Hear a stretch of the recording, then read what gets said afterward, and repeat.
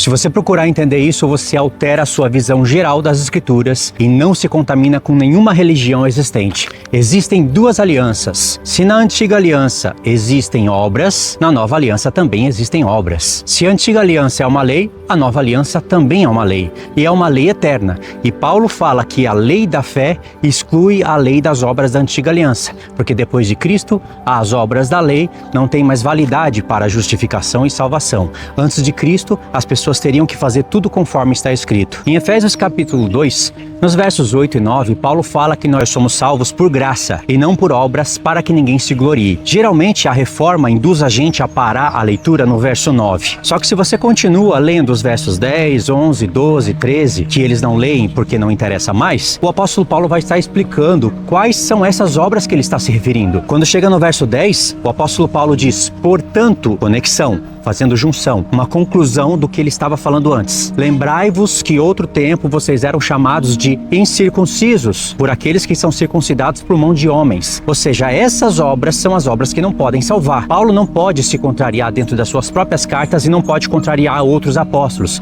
muito menos os profetas. Quando o apóstolo Paulo usa a palavra lei, ele se refere a muitas coisas.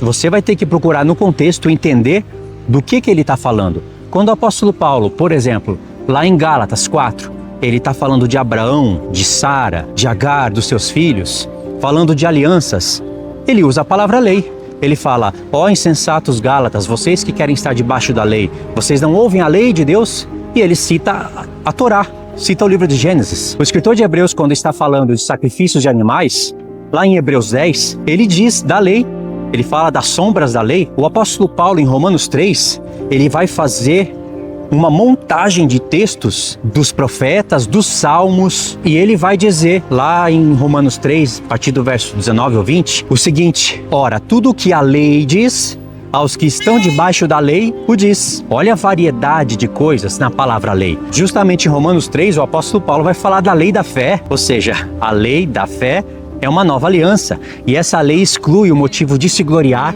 nas obras da lei, como os judeus estavam fazendo.